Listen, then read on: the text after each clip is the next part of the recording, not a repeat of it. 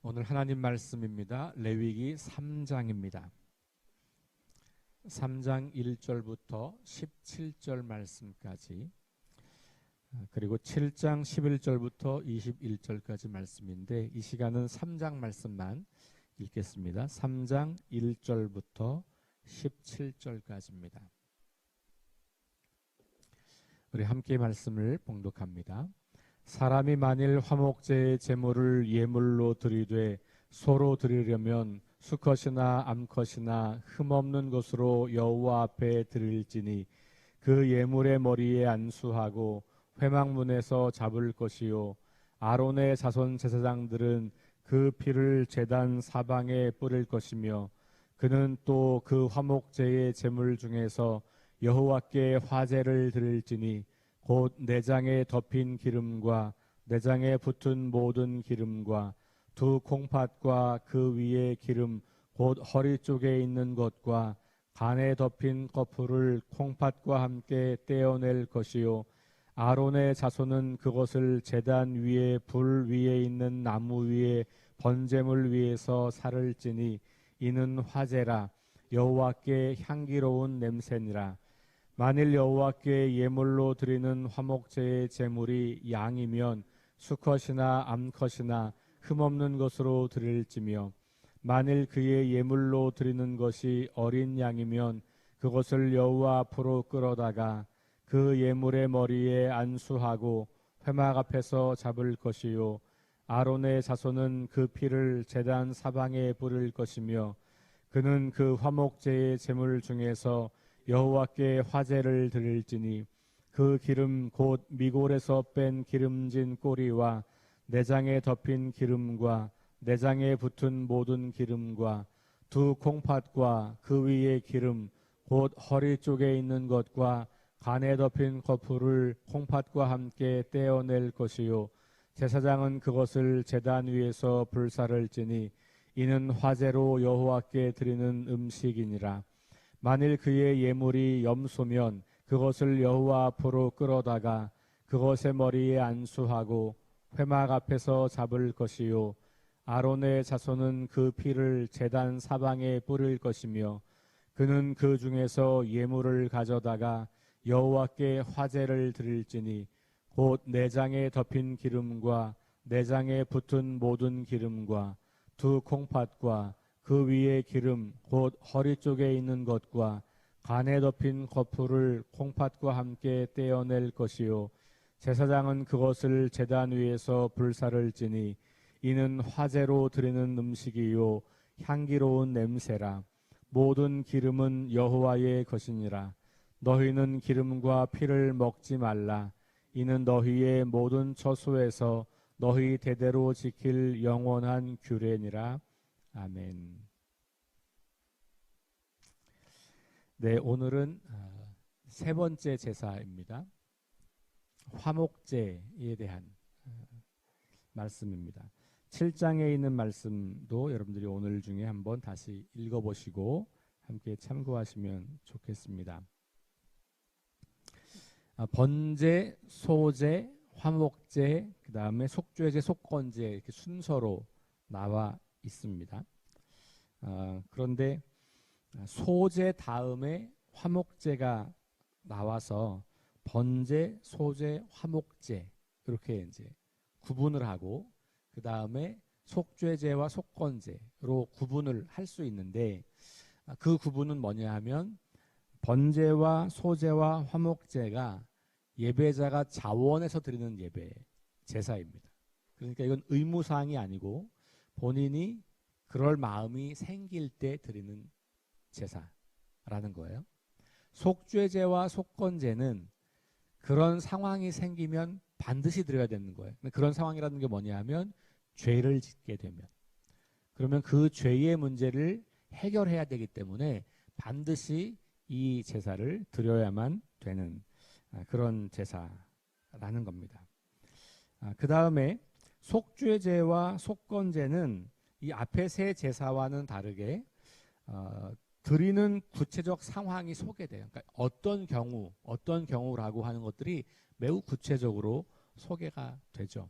그래서 매우 구체적인 상황 가운데서 그런 상황에 있을 때 반드시 의무적으로 드려야 하는 제사, 특별히 죄를 용서받기 위한 그런 제사가 속죄제와 속건제라면, 번제, 소제, 화목제는 의무가 아니고 자발적으로 본인이 하나님 앞에 감사를 드리기 위해서 자발적으로 드리는 제사, 이렇게 구분을 할 수가 있을 것 같습니다. 화목제와 번제는 둘 다 동물을 드리는 제사예요. 물론 이제 속죄, 속건제도 동물을 드립니다. 근데 어쨌든 이 화목제와 번제는 다 동물을 들여서 드리는 제사인데, 번제는 제물을 전체를 다 드리는 거예요. 남기지 않습니다. 완전한 희생, 그러니까 이 제물을 드리는 예배자의 완전한 헌신, 하나님께 완전히 자기 자신을 드리는 것과 관련이 있다면, 화목제는 일부를 드리는데 그것도 아주 조금을 드리고 나머지는 예배자와 제사장들이 함께 먹습니다. 심지어는 저 뒤쪽으로 가보면 사람들을 초대해서 같이 먹기도 해요. 그러니까 잔치를 벌여요. 그게 이제 차이점이에요. 그 다음에 번제는 완전하게 하나님께 드리는 그런 제사였다면, 그래서 이 화목제는 하나님께 예배를 드림과 동시에 사람들과 교제하는 것이 굉장히 중요한 목적이었어요. 그래서 오늘 3장에는 고기를 드리는 것만 나오지만 7장으로 넘어가서 읽어보면 7장 11절부터 여러분 읽어보시면 화목 제물의 규례에 대해서 이야기하면서 고기를 드리기 전에 먼저 떡을 만들어서 드리라는 얘기가 나와요. 무교병 이런 것. 그러니까 이렇게 12절에 보면 만일 그것을 감사함으로 드리려면, 화목 제물을 감사함으로 드리려면 기름 섞은 무교병과 기름 바른 무교전병과 고운 가루에 기름 섞어 구운 과자를 그 감사 제물과 함께 드리고 그랬어요. 그러면 태우는 거는 오늘 여기 나와 있는 것처럼 고기 종류의 그 내장 기름과 콩팥 이런 것만 태우는 거면, 나머지 고기 그리고 이 떡들, 이거는 어떻게 되는 거예요? 먹는 거예요. 그러니까 고기뿐 아니라 이런 곡식을 가지고 만든 떡을 가지고도 예배자와 혹은 제사장과 혹은 다른 사람들을 초대해서 함께 먹는 거였어요.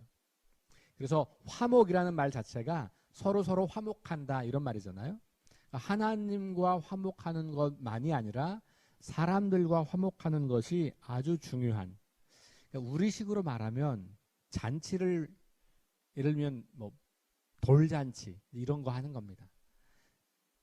이 사람들은, 이스라엘 백성들은 그렇게 기념할 만한 특별한 일이 있을 때, 그럴 때 하나님께 제사를 드리고 그리고 나머지를 가지고 사람들과 함께 먹었던 거예요. 그러니까 지금 우리 한국식으로 말하면 그런 어떤 초대, 사람들을 초대해서 잔치를 벌이는 거하고 굉장히 흡사하죠. 그래서 화목제 대신에 뭐 감사제라고 하기도 하고 여러 가지 이름을 붙여서 그 이름을 부르고 있는 것을 보게 됩니다. 자, 그런데 이 화목제도 보면 세 가지 종류로 나눌 수가 있는 것 같아요. 첫 번째는 뭐냐면 오늘 본문에는 잘 나오진 않지만 저 뒷부분으로 가면 이제 나오는 부분이에요. 그러니까 뭐 19장으로 넘어가도 다시 이런 제사 관련된 이야기들이 좀 나오거든요. 그럴 때 개인이 자기의 어떤 행복에 대해서 드리는 제사가 있어요.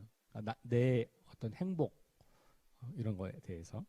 두 번째는 서원이 이루어진 다음에 드리는 제사. 내가 하나님 앞에 어떤 약속을 했고 그 약속을 할 때 뭐 이게 이루어지면 이렇게 하겠습니다 이런 거잖아요. 그럴 때 서원이 이루어졌을 때 화목제를 드리는 거예요. 세 번째는 어떤 특별한 경험을 한 거예요. 그 경험에 감사하는 제사를 드리는 거죠. 그러니까 자신에게 있는 어떤 행복감을 가지고 제사하거나 서원이 이루어졌을 때 제사하거나 혹은 특별한 어떤 감사의 일이 생겼을 때 드리는 이렇게 드려요. 그리고 독특한 것은 그 첫 번째 두 가지, 그러니까 행복에 대해서 드리거나 서원이 이루어졌을 때 드리는 제사는 고기를 다음 날에도 먹을 수 있어요. 그날과 그 다음 날. 그런데 어떤 특별한 경험 때문에 감사를 드리는 제사는 당일만 먹을 수 있어요. 남은 음식은 다음 날 다 불태워야 돼요.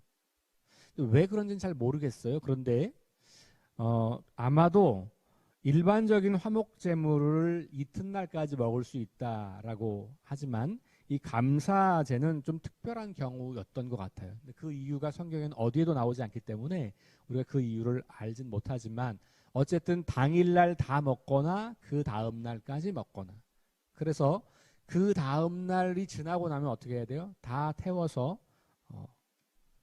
없애야 되는 겁니다. 자, 그러면 절차를 오늘 말씀은 이제 우리 절차가 나왔네요. 이건 번제와 큰 차이가 없어요. 짐승을 가지고 오고 안수하고 잡아요. 근데 이 잡는 방법에 대해서는 번제에서는 자세하게 나왔지만 여기서는 자세하게 나오진 않았어요. 근데 여기서 드리는 것은 이제 번제는 어떻게 해서 그걸 다 불태워 버리는 거고 여기는 하나님께 드릴 그 부분만 따로 떼는 장면이 소개되고 있는 거죠. 그래서 핵심은 두 가지예요. 기름과 콩팥이에요. 기름과 콩팥을 떼어서 그걸 하나님께 드리는 거고 나머지는 그 짐승의 고기를 이제 먹는 거예요. 그 다음에 이제 양인 경우에는 꼬리도 따로 떼어서 드리게 돼요. 이 기름과 생명은 이스라엘 백성들에게는 복을 상징하는 거고 콩팥은 심장과 가장 가까이에 있는 그리고 특별히 이스라엘 백성들에게는 콩팥이 생각이나 감정이나 생명과 연결되어 있는 기관이라고 인식을 했다는 거예요. 그러니까 생명과 복을 상징하는 콩팥과 기름을 따로 떼어서 하나님께 드린다라고 하는 것은 가장 중요한 것, 가장 복된 것, 가장 감사한 것을 하나님께 드린다라는 것을 의미한다고 볼 수가 있겠습니다. 7장에 보면 3장에 나오진 않지만 7장에 보면 화목제물 가운데 가축의 경우에 가슴과 뒷다리는 제사장의 몫이다라고 따로 떼어요. 그리고 아까 7장 2절 읽었습니다만 떡들을 갖고 왔잖아요. 그 떡들 가운데 종류별로 하나씩을 또 떼어서 제사장에게 줍니다. 그리고 이 빵들은 여호와께 거제, 다시 말하면 높이 든다는 거예요. 이렇게 높이 들어서 이제 하나님께 제사를 드리는. 그래서 거제가 나오고 요제가 나와요. 거제는 높이 든다는 말이고 요제는 흔든다는 말이에요. 근데 이 높이 들거나 흔든다는 것도 결국은 하나님께 따로 구별해서 하나님께 올려드린다. 그리고 이거는 하나님께 드리는 겁니다라고 하는 어떤 상징적인 행위를 하고 있는 거예요. 그러니까 번제는 다 드리니까 이런 걸 행하지 않지만 이 화목제는 일부를 드리기 때문에 태워 없애고 그 다음에 나머지 중에 일부를 택해서 제사장 몫으로 하고 그 몫으로 간 그것을 제사장은 들어서 흔들어서 하나님께 드립니다라고 하는 상징적인 행위를 하는 거죠. 그리고 나면 다시 그 거제나 요제는 태워 드리는 게 아니고 제사장의 몫으로 가져가는 거예요. 그러니까 이스라엘 백성들이 드려서 하나님께 드린 바가 되어서 거룩한 거고 그 거룩한 것 중에 제사장들은 분깃이 없으니 제사장들이 먹고 살아갈 수 있도록 제사장의 생명을 보장해주는 역할이죠. 쉽게 말하면. 그러니까 이 좋은 부위의 고기를 제사장에게 주고 제사장이 그걸 받아서 이거 우리가 하나님께 드리는 겁니다라고 하는 상징적 행위로 거제와 요제를 하고 그리고 이제 제사장이 먹는 겁니다. 그리고 나머지 고기들을 가지고 그리고 나머지 빵들을 가지고 이제 사람들과 함께 예배자가 먹기도 그러니까 내가 드린 예물을 내가 먹기도 하는 거예요. 그리고 그 주변에 있는 사람들을 불러오기도 하고 심지어는 노비, 종, 외국인들, 이 당시 이스라엘 백성들에게는 외국인들이 있어요. 외국인들은 실은 유대인들이 아니기 때문에 이런 제사나 뭐 이런 것과 완전 관계가 없죠.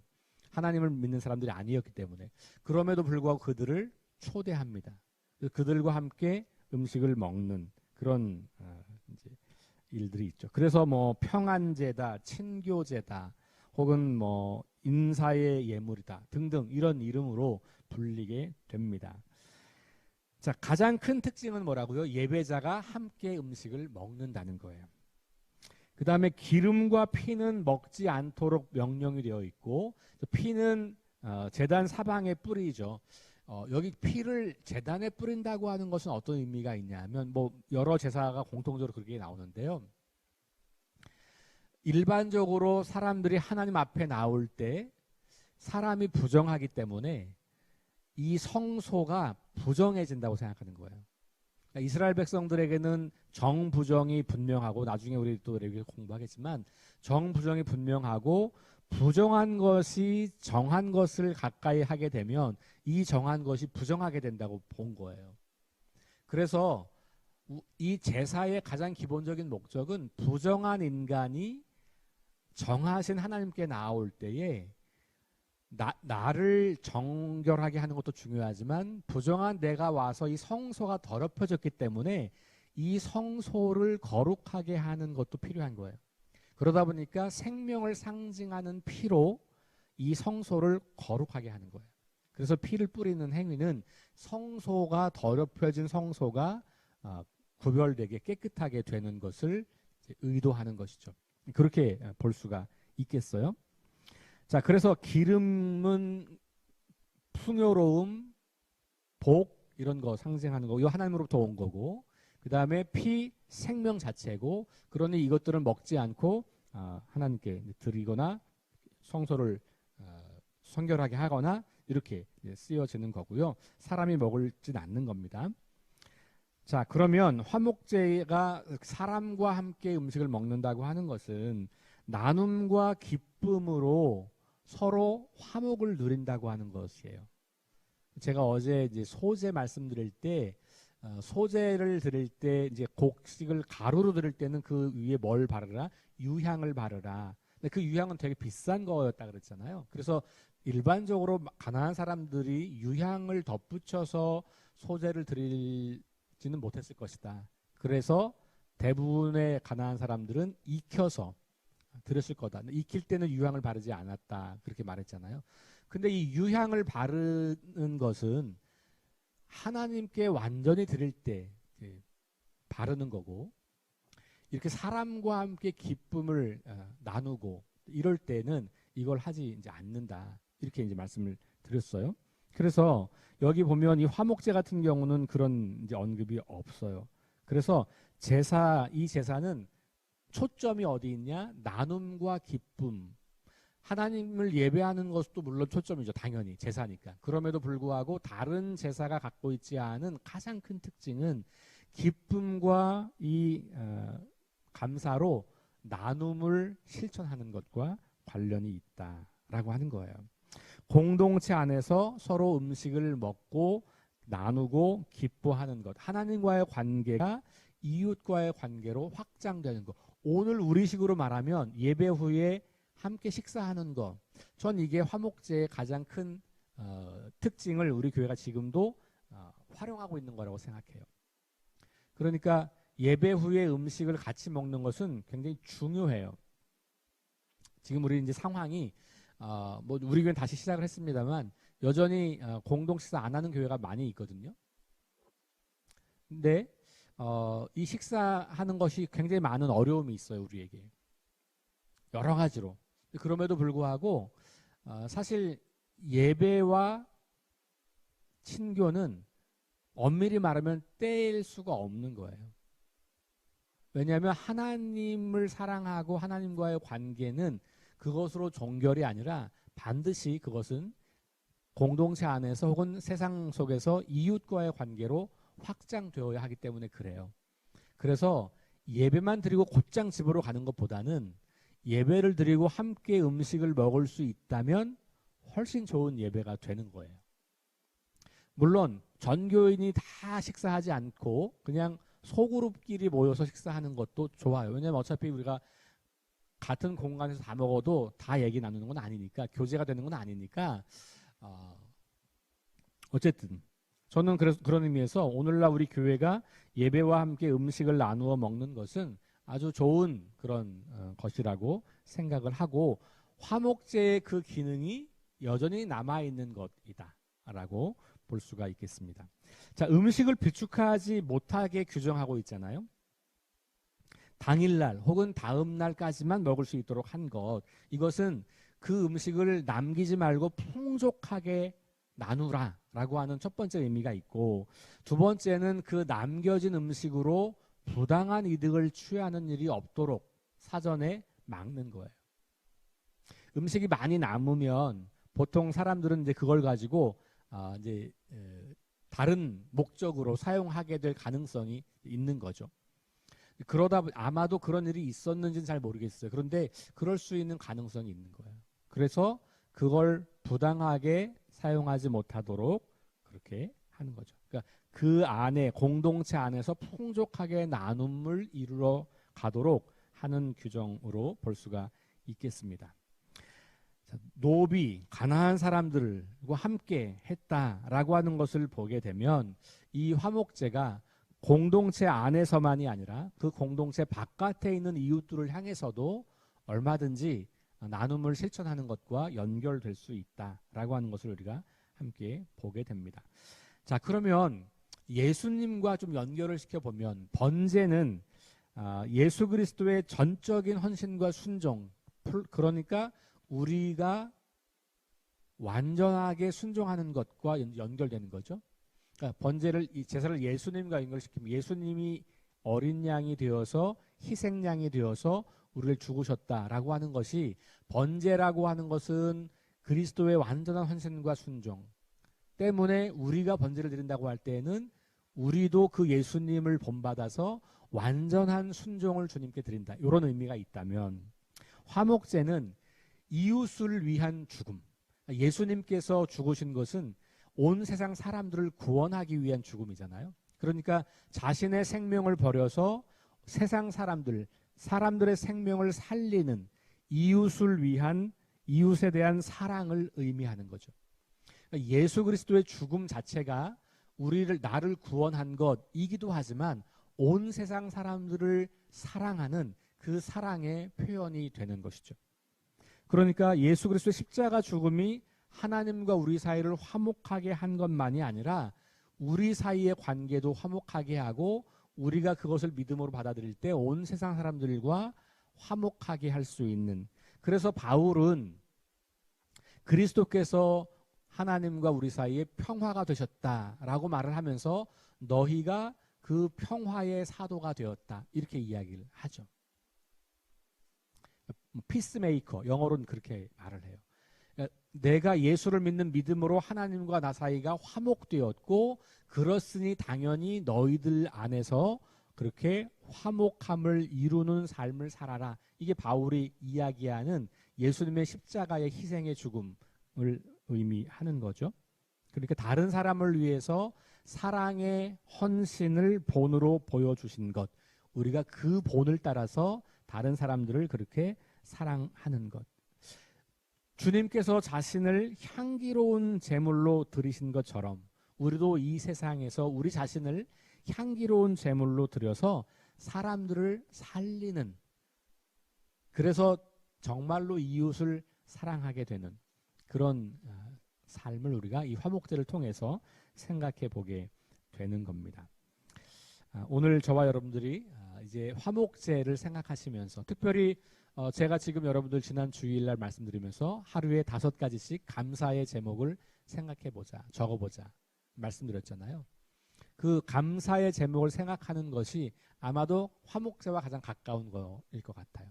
그죠? 아까 말씀드린 것처럼 나한테 있는 행복을 가지고 제사를 드리거나, 어떤 기도했던 것이 응답됐을 때, 서원이 이루어졌을 때 드리거나, 아니면 어떤 구체적인 감사의 조건이 생겼을 때 드리는 감사제니까, 우리가 지금 오늘 하루 5가지 혹은 그 이상 혹은 뭐 더 적게라도 몇 가지의 감사 제목을 생각하고 그 순간 여러분들이 잠시 멈추어서 하나님께 잠시라도 기도를 드리고 찬양을 하고 그리고 잠깐 그렇게 예배할 수 있다면 그것이 여러분들이 오늘 드리는 화목제고, 그것이 화목제가 정말 되려면 혼자 하는 게 아니고 그것을 나누는 거죠.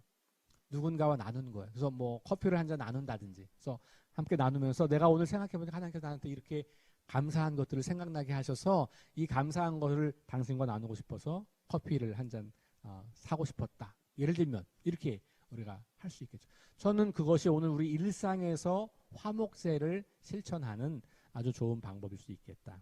그래서 우리 감사하는 것과 더불어서 오늘 하루 여러분들이 어떤 방식으로든 화목제를 하나님께 좀 드려보는 그런 하루가 되면 좋겠다. 그런 마음을 가져봅니다. 기도하겠습니다. 하나님 감사합니다. 하나님 앞에 감사의 예물을 드리면서 동시에 그 예물을 가지고 제사장도 먹게 하고 그리고 예배자도 함께 먹고 특별히 노비나 혹은 가난한 사람들이나 외국인들을 불러서 그렇게 함께 음식을 먹고 기쁨을 나누었던 것을 우리가 봅니다. 예수 그리스도께서 우리를 위해서 이 땅에 오셔서 자기 자신을 내어주심으로 말미암아 우리를 살리시고 온 세상 사람들의 생명을 살리신 것을 기억합니다. 우리가 오늘 화목제물이 되어서 하나님을 기쁘시게 할 뿐만 아니라 화목제의 의미인 이웃과 함께 기쁨을 나누는 일을 잘 감당할 수 있도록 인도하여 주옵소서. 2023년 감사한 제목들을 생각해 보니 너무나 많은 것들이 떠오릅니다. 하나하나 헤아리면서 구체적으로 하나님께 감사를 올려드리고 그 감사와 기쁨을 혼자 누리는 것이 아니라 주변 사람들과 함께 나누면서 더욱 풍성한 감사의 예물을 주님께 올려드릴 수 있도록 인도하여 주옵소서. 예수님 이름으로 기도합니다. 아멘. 우리 함께 합심해서 기도합니다. 성령의 능력으로 하나님 나라를 증언하고 살아내게 하소서. 하나님 말씀이 우리 삶의 기준이 되게 하소서. 질병과 연약함으로 고통당하는 사람들을 치유하여 주소서. 전쟁과 자연재해와 가난과 억압으로 고통당하는 지구촌 이웃들에게 은혜를 베푸소서. 다음 세대에게 하나님 나라 복음을 전수하게 하소서. 감사한 것이 생각나고 그것을 하나님께 올려드릴 수 있도록 도와주십시오. 우리 6가지 제목 가지고 함께 합심해서 기도하시고 개인 기도하고 돌아갑니다.